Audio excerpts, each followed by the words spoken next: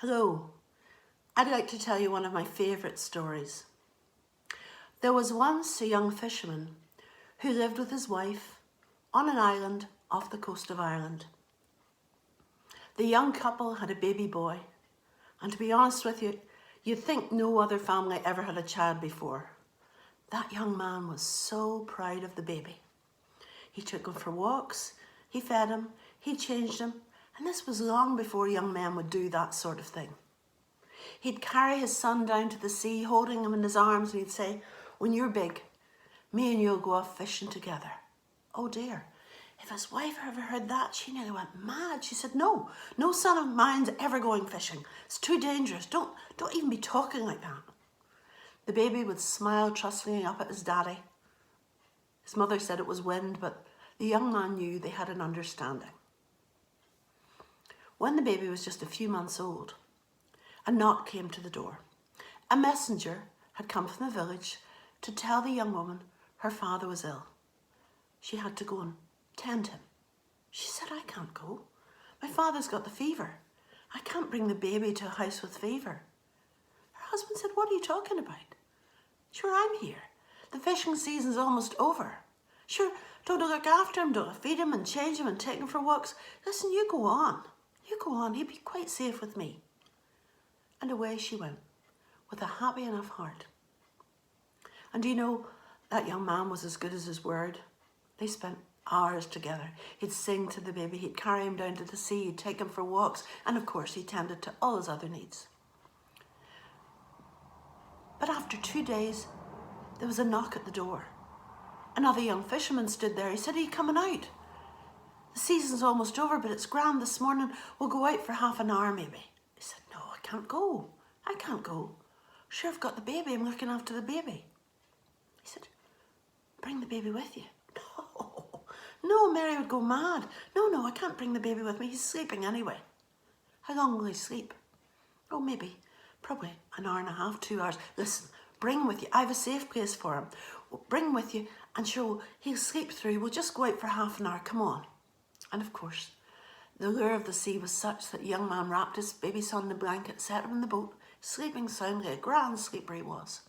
And they rowed to the northern tip of the island, where indeed there was a big sea cave. The young man carried his son up to a rocky ledge, set him down there, put stones all around the edge. He couldn't fall off, he couldn't come to any harm. Sure, they were only going out for half an hour. And the two young men set off, just for half an hour's fishing. And it was going grand. And they watched the time and they turned to go back to that cave, but as they did so, the wind changed. The sea started to boil up. The two young men were rowing desperately to get to that cave before maybe a wave would crash over it. But all of a sudden, their boat was caught by a huge wave and the two of them were in the sea. The next thing the young fisherman realised, he was lying on the pier. When he opened his eyes, his wife was looking down at him. "Where's my baby?" He could only shake his head. A terrible storm raged for 3 days and 3 nights. And for 3 days and 3 nights, they waked that child. They'd given up on him. But when at last the wind dropped and the sea was as smooth as a mill pond, the young woman turned to her husband and said, "Find my baby. Bring him back to me." With a heavy heart, he stepped into that boat.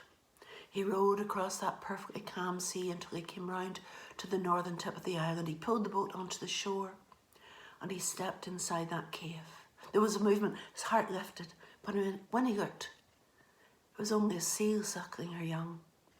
And he stepped forward to that ledge, and when he looked down, the heart went sideways in him. For there was only the blanket, no trace of his son.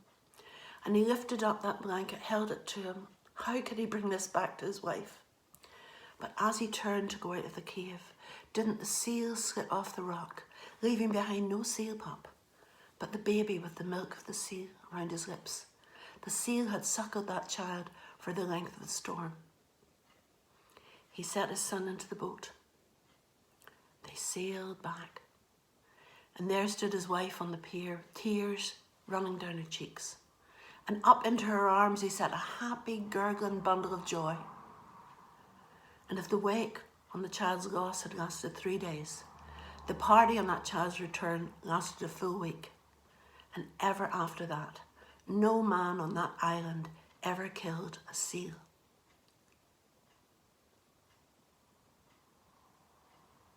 That was the fisherman's baby.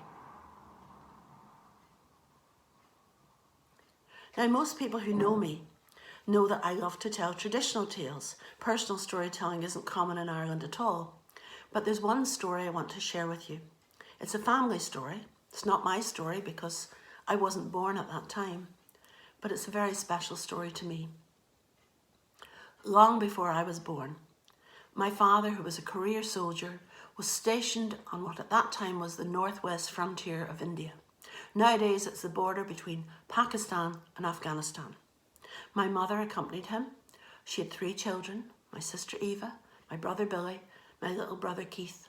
Well, he was my older brother, but he was only 2.5 at that time.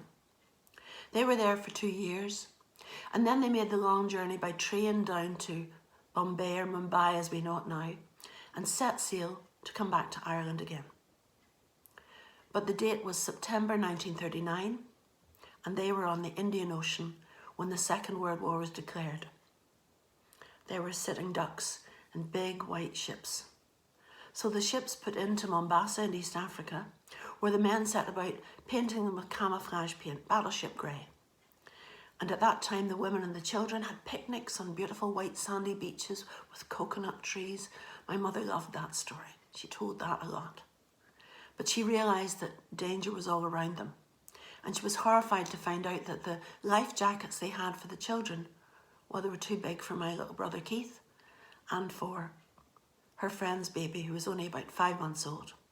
So my mother was a really good seamstress. So she set about making life jackets for these 2 babies. All she had were cork and nappies, diapers as you call them in America. And in those days, of course, the nappies were made out of terry cloth.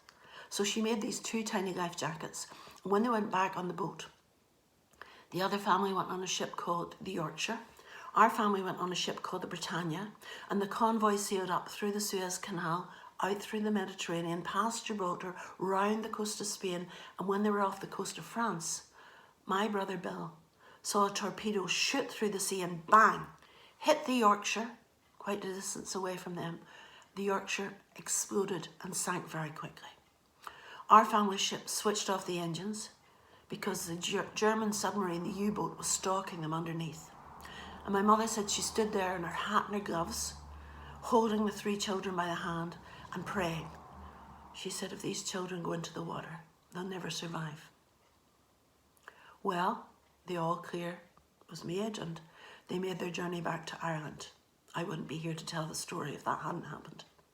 And when they got back home, they heard the sad news of so many friends who'd perished when the Yorkshire went down, including my mother's friend. She was very sad about that. But in those days, there was only one place to go and see the news, and that, of course, was the cinema, the Pathy News. She sat in the cinema in Armagh, and she watched survivors from the Yorkshire being brought from that ship. The whole rescue was on the Pathy News. And there she saw a man carrying the little baby in the bundle, alive in the life jacket that she made. And that's my favourite story growing up. And this, in fact, is a Singer sewing machine beside me. It dates from 1925, and that was what she made the life jacket on. But I'll just give you the wee end of the story, because when my mum was 90 years old, they were having a night called World War II. What was it really like? And I was emceeing. My daughter was a reporter. So we brought my mother. And she sat there. I thought she'd just sit and listen. But of course, when it came to question time, I heard this fairly strident English voice, and you as my mother, asking questions. Now, there was a BBC radio crew there, and they said, who is this woman? Of course, it turned out she was the oldest person there. And I said, well, it's my mother. And my daughter was going, oh, it's my granny. So they asked, could they come and interview her? So they came and they did an interview with her, and they put it online. And it was very strange to listen to her voice after she'd passed away, but it's online. Your Place and Mine, BBC Radio Ulster, Nell Martin, you can look it up. But we got an email from a Mrs. Olive James. She said, I was that baby. My mother was drowned and my father and I were rescued and brought to Bordeaux. And you know, we were able to tell my mother that just 2 weeks before she died. And I'm telling you that story because I want you to see how important it is to share your family stories. Thank you.